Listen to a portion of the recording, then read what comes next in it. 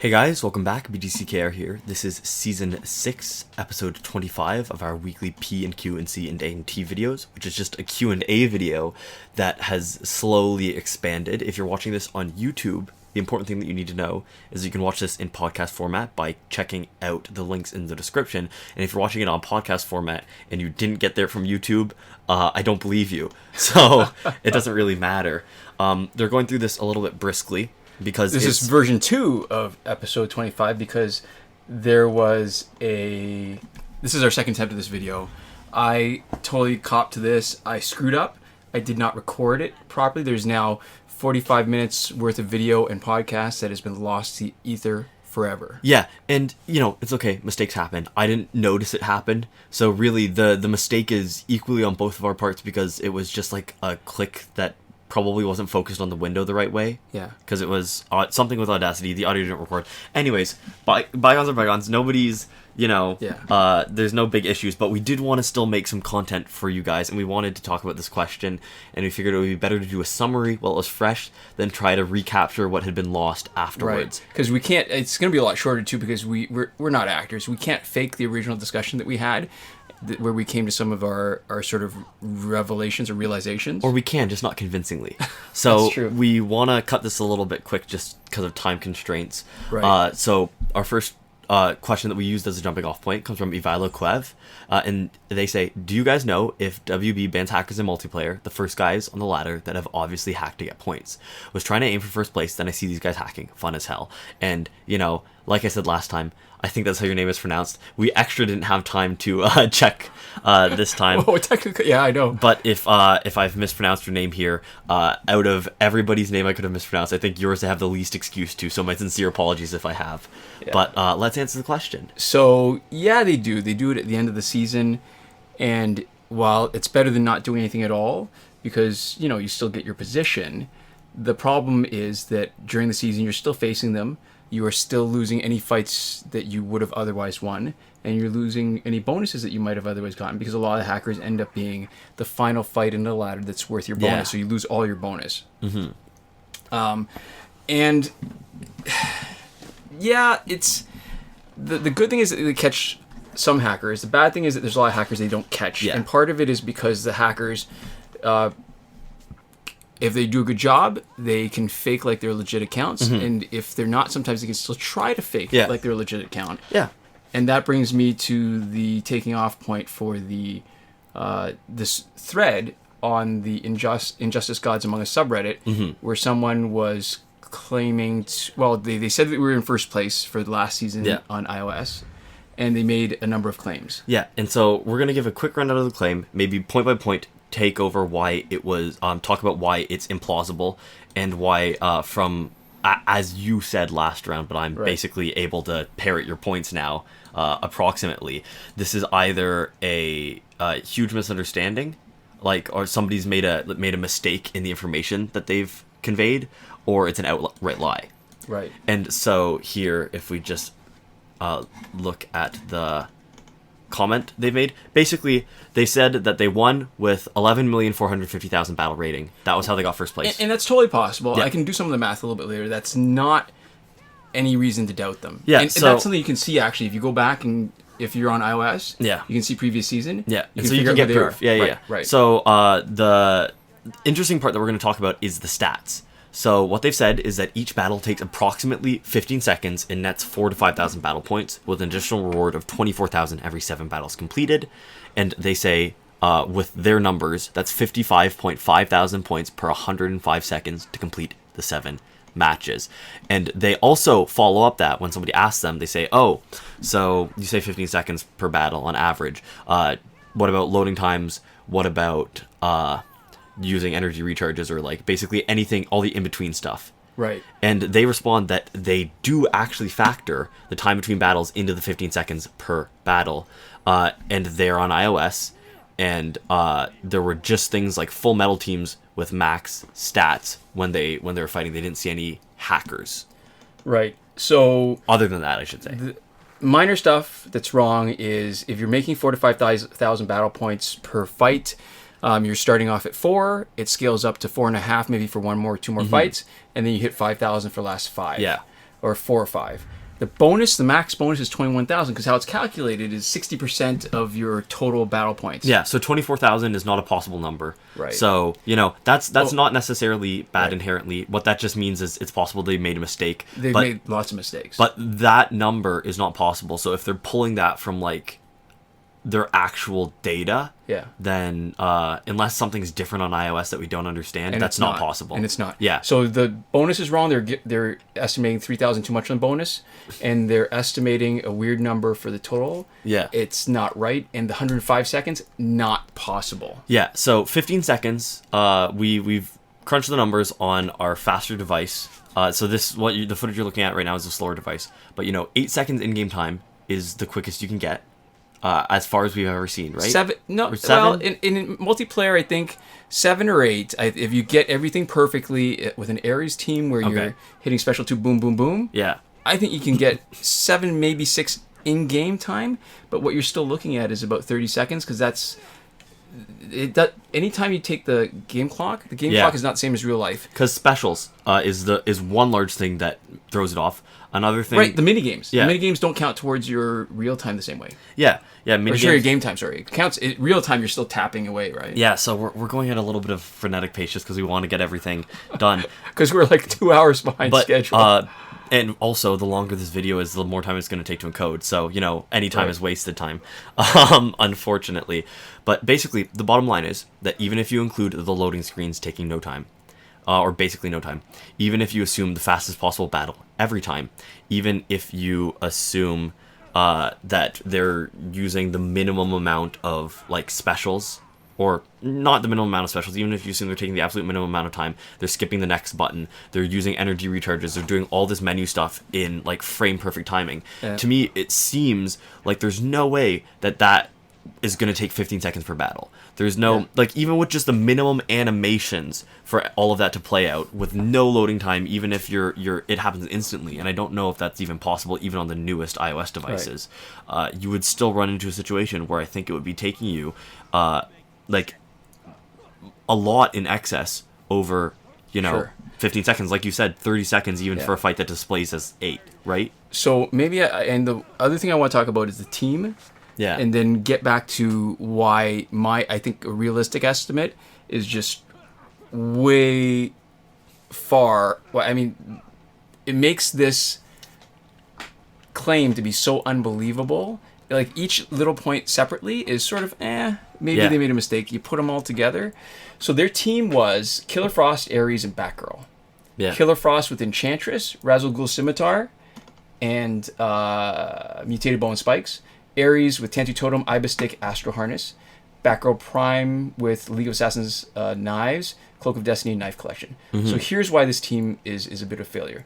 Killer Frost is unnecessary and counterproductive. She's if they're gonna use Razzle Ghoul Scimitar for power drain like they're claiming, it means you're doing tap combos with her. Yeah, and you're wasting her spot. Mm-hmm. She's better off having her spot taken out with Hawkgirl, where you can tag out Ares and Batgirl alternately, so you can get your power. And we're not saying that this team is not good in the ways that we're talking about just to nitpick. We're talking about these are all ways specifically that it would slow down the fight. Right? So we're talking specifically, this is a suboptimal speed team. And when someone's making a claim that is way faster than we think it would be possible, it's weird to know that this team would, in a lot of cases, be slower than our team is if we were to do the same thing. And we've got a link to this. We can show you that team too. Yeah. I think we've done it before. Mm-hmm. So the Tantu Totem is necessary on Ares for sure. Ibis Stick is a flawed choice because Heart of Darkness will give you as much of a boost on Special 2. It will give you a higher power generation, and it will also give you the damage over time that they seem to be craving. Astro Harness is interesting because they say that it means that it makes Ares less likely to be knocked out before they're done, but the fact that there's even the possibility means that with the Astro Harness, you're getting 1, maybe 2, maybe 3 invulnerabilities before they're knocked out. Each one is worth 5 seconds. Yeah. And you're tagging on, so probably 5 to 10 seconds just from not being able to finish perfectly quick. Yeah. Better choice would be not intuitively obvious for somebody who doesn't play the game. Yeah. Would be a 2.5-star gear, which would be Demon Blade. Mm-hmm. What you need to do with Ares is maximize the crit chance. Once you get to 100% crit chance, then you have a better chance of knocking them out immediately. Yeah. If he doesn't crit, 1 in 5, he's max augmented, 50% crit chance, 30% from Tentu Totem. 1 in 5, he's not going to crit, and he's not going to give you enough damage to knock out the other two guys. So there we go. And I think, that's maybe enough to talk about why they're slow a little bit generally, right? We went into more detail initially, but we can also look at stuff that they say in their comment. It talks about Ibistic gives the extra damage to ensure that it gets a KO, as well as powerful damage over time if he doesn't. Tentu Totem is to give him back power if he KOs an opponent with his special. And then the saying, most teams that I come across, I can just God Smack, special 2 3 times, get 3 KOs, and finish the battle in 10 to 15 seconds. And so, here, first off, he's saying that he's finishing the battle in 10 to 15 seconds for most teams, which means that, that's not accounting loading screens and other stuff right there. So in a later comment, he's contradicting himself that the 15 seconds includes loading screens, because he's saying that it takes 15 seconds, without anything else, right? Yeah. But what he's also saying is that there are situations that happen where he doesn't just God Smack 3 times and doesn't finish the battle like this, right? And anytime that happens, there's a significant slowdown, like you were saying, because the gear loadout isn't conducive to getting back to that point fast. Right. And they also mentioned in their comment that their Batgirl is only dealing about 30-something thousand damage per special 1, and that's how Batgirl's geared out. And in a 4,000 battle point fight, that's not going to be enough to knock somebody out. Yeah. So, the problem with going fast is that I was hedging way more when we were talking about it the first time, right? Yeah. And also, because we were talking about it the first time, I sort of was able to be swayed by what you were saying, and now I'm more sort of just in agreement with you, which I think is maybe slightly less interesting to talk about. But the thing that I can say to be the most generous possible to this person is assuming that they are totally ignoring all the outliers, which are actually the place where your average gets wrecked and you do have an increased time. And so they're only including fights that they think last 10 to 15 seconds. And I would say to that, like, if their information is bad, right, and they're not actually telling us averages properly, then their information is also bad in the second way, that they're saying that the fights are happening faster than they could be. So they're both getting rid of high values, and they're underestimating how long fights take. And my original point, I'm going to make not nearly as good an argument because we don't have the same time. Yeah. But it really reveals a player who's big on theory, who hasn't had really enough time under the bar, as we say in weightlifting, where they haven't spent the time playing. Because if you played it, you'd realize that every time you run into a resurrection team, which is Blackest Night, or somebody with Fourth World gear set, every time you don't knock somebody out with your 2 bars, all of a sudden you've taken your main guy, who's your main damage dealer, the one that you're going to rely on for both the damage over time, but really the knockouts to come quickly, and they need a second bar of power. You take them back in quickly, 1 bar. Yeah. So you're not doing it. So realistically, I think the Flashpoint theme that we've demonstrated recently, with what I think is an ideal loadout now, is going to be the fastest on a fast device, like we didn't have before and we're not showing on now, but on a fast device with very short loading screens, you're still taking 7 minutes per ultimate. Yeah. And so realistically, that you're spent to get 10 million points, you need 20 hours of play. The number of defensive battles is going to be negligible when you're talking about a 10 million plus total. Yeah. So somebody who's playing 20 hours a week in 1 week needs about 3 hours per day. And this person is claiming that they are needing only 45 minutes per day for an entire week. Yeah. That's not the kind of mistake that you can just make sort of accidentally. Yeah. Except, as you were saying, maybe they didn't do the calculation. But again, if you've got the experience of putting in the time, most of it you're not doing calculation. Yeah. So when we're talking about it, our estimate for how long it would take us is about 20 hours when we're going as fast as we can. Right. Their estimate 5 hours. So the only way, and this is what I said last time, the only way that I can imagine somebody making that mistake, honestly, is if they took the 105 seconds and they didn't do anything with that, and they said 105 seconds for 55.5 thousand battle points, right? That's, they didn't think about it, and they didn't realize that would mean 5 hours total. Right? And so this would be under the assumption that they're all super well-meaning, and at each stage they just sort of did the minimum amount of work, made some assumptions, made some shortcuts, and cut corners, and ended up getting a number that's really, really far off. And so the final point that I made the original time, I keep on referring to original time because it seems more real to me than it'll be for anybody who's watching. But the original point I was making was what annoys me the most is that when hackers pretend to play legitimately, what they're doing is they are really messing up newer players. So in my mind, these videos that we make for a lot of people are aspirational, and it's not necessarily true because a lot of people have the gears and the characters and stuff. But for people who don't, they see this team and they want this team and they spend a bunch of time getting the gears and the characters. What these videos are an example of a setup that will be generally successful to you, and it's something that might be worth it for other people to get. Right. And so what you explained to me in the sort of shift in perspective that I got was that there is the potential that a player saw that, saw a description that made sense to them from their understanding of the game of what they thought they could do. It gave them a good idea of something to work for. They put the time and effort into it, and then when they got there, the product was not what they promised, essentially. Right. And even though I think that's very unlikely, I think there is the real chance that somebody would see something like that and start grinding up to make that team, and then end up really disappointed. And I can understand why that would be really frustrating, even if that's unlikely. And because you were putting yourself in that person's shoes, I can see why this would be so annoying too. Because if there's even like a very small chance that somebody was that negatively affected, that is like that's a not small thing, right? And there's a risk. The person's risking human cost, really. Because the big part of the reason why I realized that new players are coming all the time is because that's who our viewers are. We're getting a lot of new viewers who are asking old questions. Not their fault. They can't know these things. So I'm not complaining about that, but it's just evidence that it's happening. And so if it weren't for the new viewers, I think this channel would be dead. And in a lot of ways, so would injustice. That even the few people that are still playing and interested in participating in subreddit would be gone. Yeah. So I think to some extent that probably didn't happen here.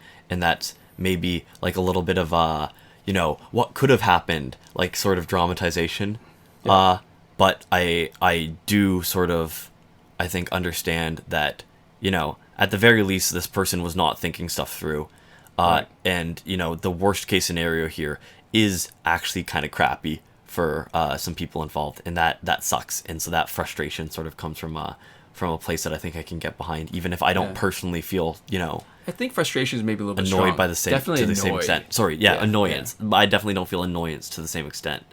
And I think that's pretty much what we wanted to say in a really condensed sort of we weird got there a lot version. faster. Yeah. So I think what we should say here is to anybody who listened, tell us what you thought of this. The options were basically give this, try again a couple days later, or give you guys no content. Yeah. So keeping that in mind, what would you guys have had us do, and how do you feel about this final product? And that's why, if you want to hear my vote, I guess, it's why we're even doing it like this, because I felt an obligation to our patrons. We promised them, at least at the reward levels, that they would be getting an acknowledgement once or twice a week, and I didn't want to miss out on one of the times to acknowledge how much they've been a part of us being able to do what we're doing. And I think, to some extent, the people who have supported us on Patreon have done it for what we consider like the right reasons, like where if somebody was supporting us for the rewards, it probably doesn't make sense for them to do it,